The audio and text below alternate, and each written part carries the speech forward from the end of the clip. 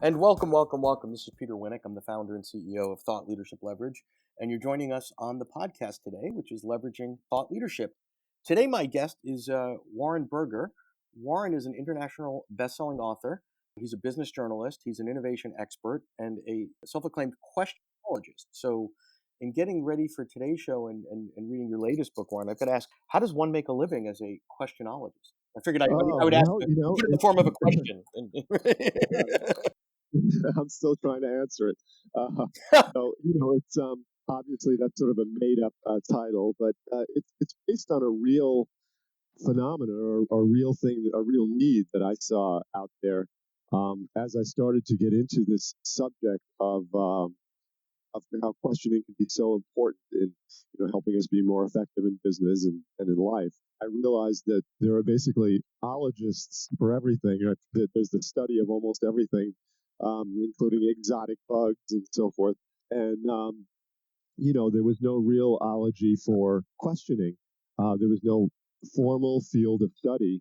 So I am trying to establish that more or less, calling myself that, but also I'm trying to find other people that are studying the art and science of questioning, and collaborating with them and Sure. saying, hey, do you want to work together on stuff? So what I love about that is really twofold, which is where I wanted to sort of dive in. One is from a branding platform, Warren is the X guy.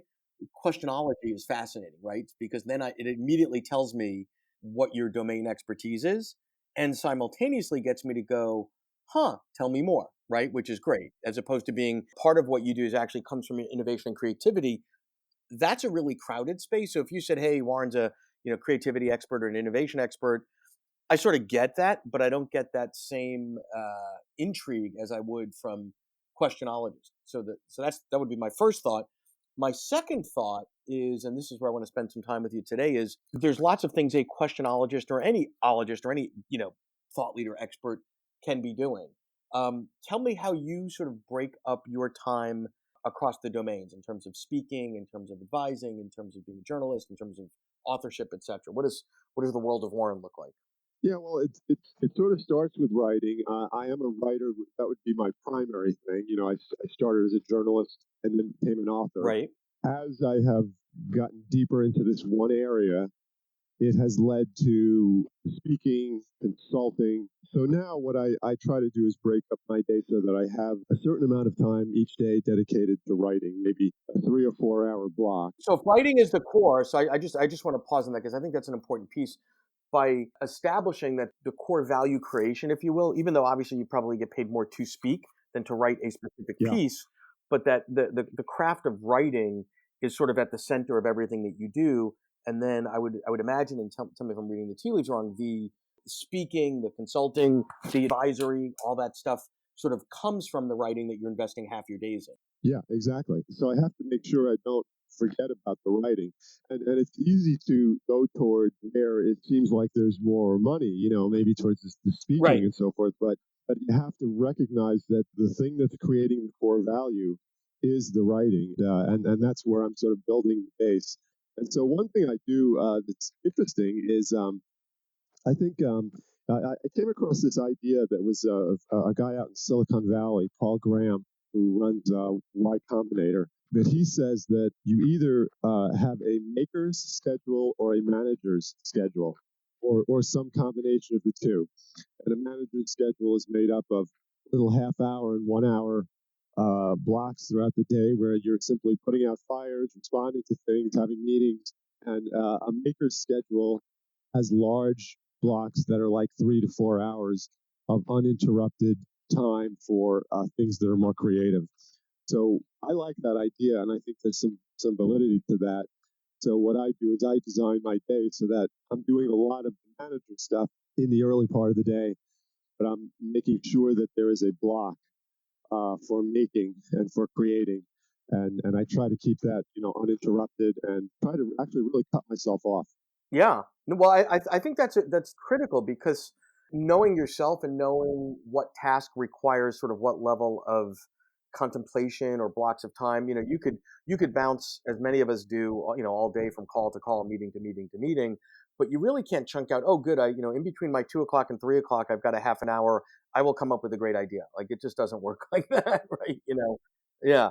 And you need the time to sort of, the stretching exercises, getting into it, really thinking of something, and the quote deliverable at the end of that 3-4 hours might not be measurable in terms of number of words or something like that, but it's however you're measuring progress towards tackling something. In your case, it could be, hey, I want to research X because it's part of a book that I'm writing, or tune into this article I'm doing, or something like that. So I love how you've sort of split your world in two, and that lines up to how you spend your day. So the creative side is in chunks of time, not little snacks or snippets, right? And then the management side's on the other side.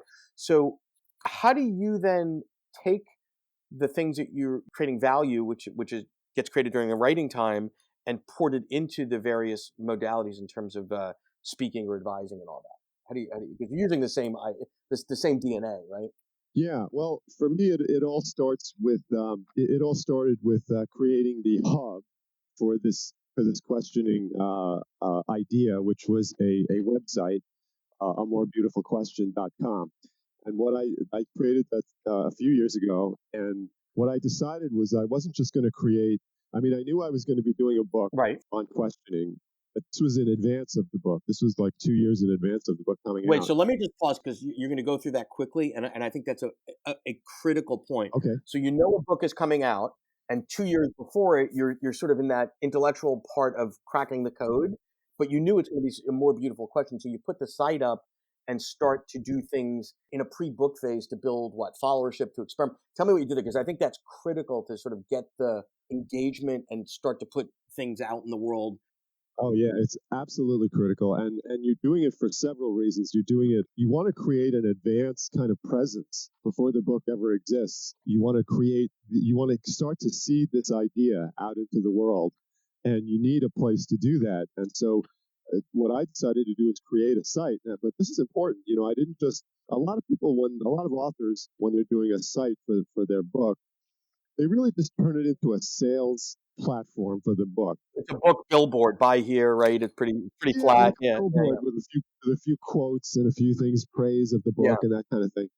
I decided I wanted to do something totally different. I wanted this site to be about the subject, not the book.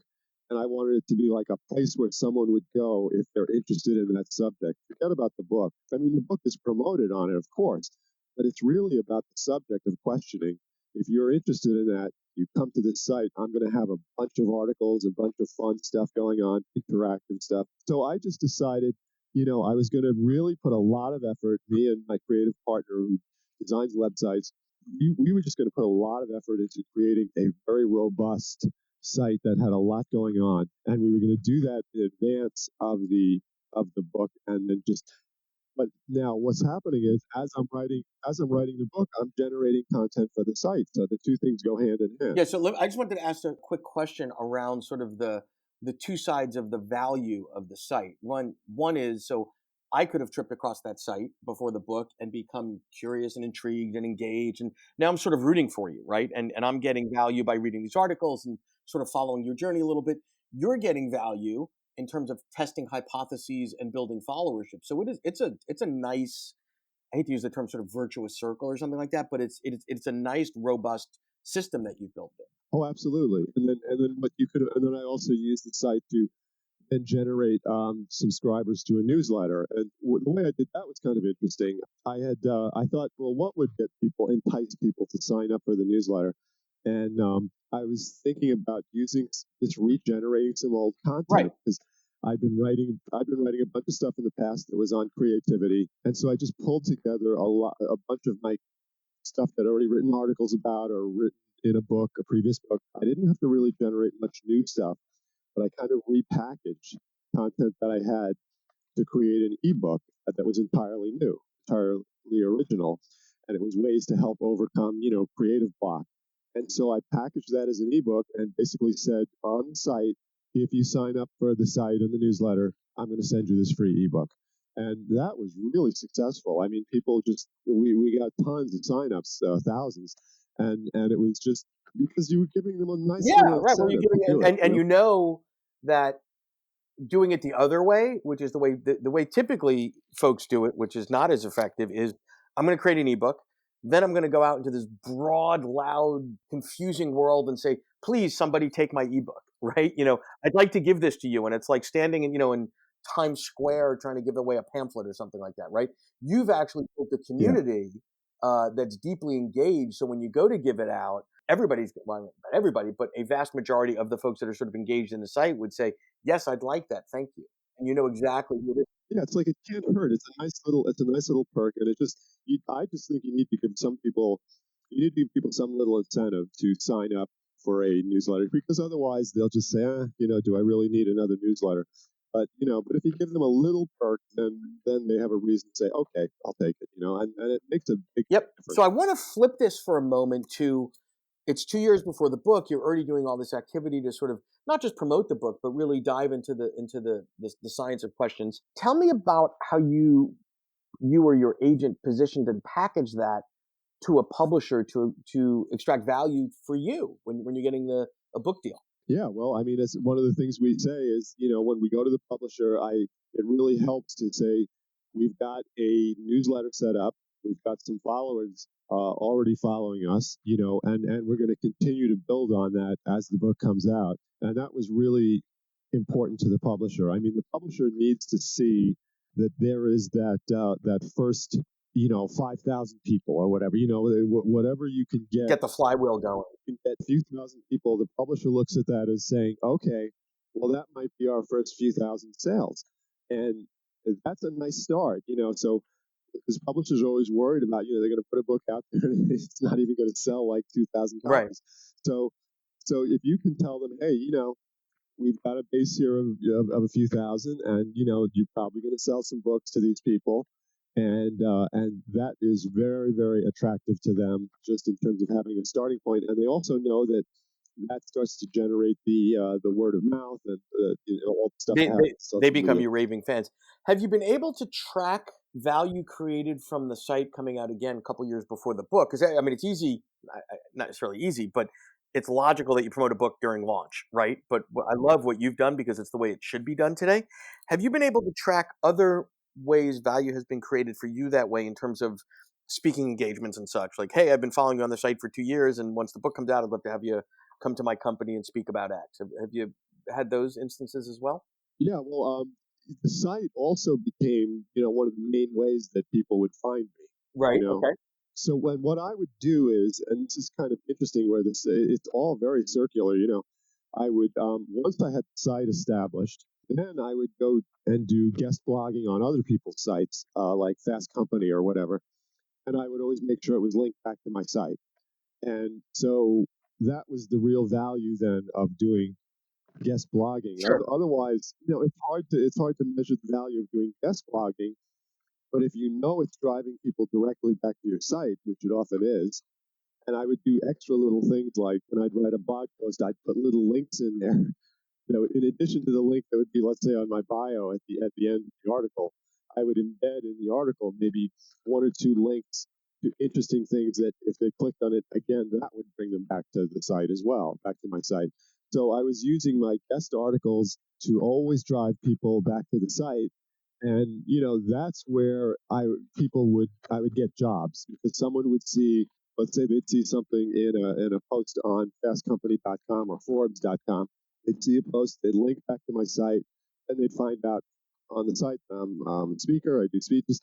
Next thing you know, I've got a gig. So to me, that's what the whole that's the best way I can think of to generate that And kind the of momentum. reason, lots of folks write for Forbes and Fast Company and Inc. and all those, HBR, et cetera. And there's really two reasons to do that primarily, right? One is sort of the cachet, the gravitas, the branding, all those sort of things, which is great. But the other piece, which is where you're way ahead of the pack, is to basically poach their audience to some degree, right? So, Fast Company or Forbes represents a very rich business content buying audience. It's a crowded space, so you have to differentiate and provide value. And it seems like you're doing that, getting them back to your site and saying, "Hey, take a look over here," which is awesome. So let me ask you this: how have you been able to determine the best types of folks to connect with from a content perspective? And what I mean by that is, and this is all often the thought leader's dilemma, is there's one group that loves your content, that consumes your content, whatever, and they benefit from it, but you don't, right? They can't do anything for you. They're not business people, whatever the case is. And then there's this other group, which is your bread and butter. And they have different needs, different wants, different whatever. Those are the ones that are paying your bills. How do you sort of balance that and serve both communities, if you will?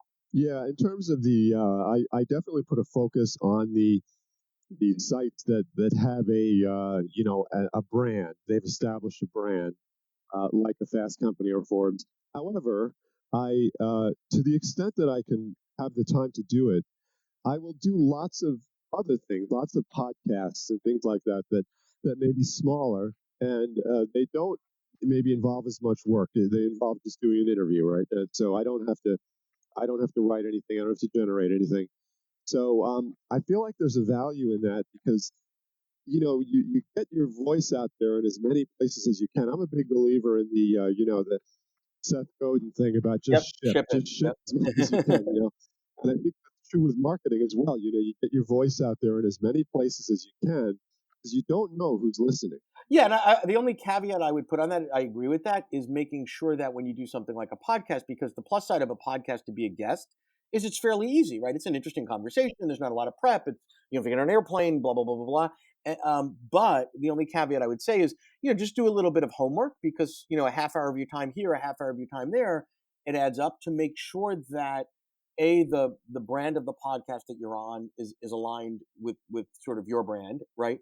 And that the audience that they're speaking to, if they're speaking to, whatever, unemployed housewives in Iowa, those are lovely people. But if they're not your, it's not your tribe, then you might not need to spend any time. I agree with you, although I don't in practice. Ah, I have to admit I don't do that so much. I kind of do all of them because I don't take the time and the effort oftentimes to screen, which I probably should do, and I probably will do more. I'm finding now there's so many podcasts you really have to.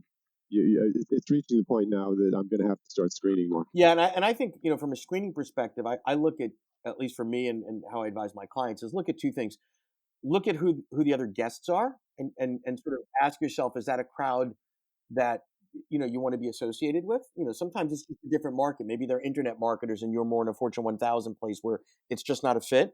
And then obviously the integrity and the brand and such of the host, right? So of the show that you're on, like, hey, I'd love to get on that one. They've got a great followership, whatever. And then obviously Yeah. audience and all those sort of things. So yeah, great stuff. This has been awesome, Warren. I love the conversation that we've had and your build it before you need it and how that's benefited you, how that's benefited you from the positioning against your publisher, how it's benefited you in terms of generating speaking engagements, how it's benefited you from getting content, sort of validating or invalidating hypotheses. And the internet's the world's greatest laboratory. And I love what you're doing and how you're doing it.